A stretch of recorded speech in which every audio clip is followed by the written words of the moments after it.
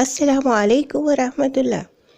پیارے بچوں، ایک آیت ایک کہانی میں آج ہم سورۃ الحجرات کی آیت نمبر 10 پڑھیں گے۔ اللہ تعالیٰ نے فرمایا انما المؤمنون اخوہ، بے شک مومن آپس میں بھائی بھائی ہیں۔ کہانی کا نام ہے کتار بنانا۔ ملیکہ ایک دوسرے ملک سے آئی تھی۔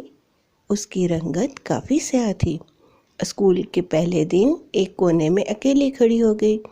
جب ٹیچر نے کلاس میں فرزانہ سے کہا کہ اس کے پاس بیٹھ جائیں تو فرزانہ نے یہ بات قبول نہ کی اور وہ اٹھ کر اپنی دوست ریحانہ اور فاطمہ کے ساتھ جا بیٹھی۔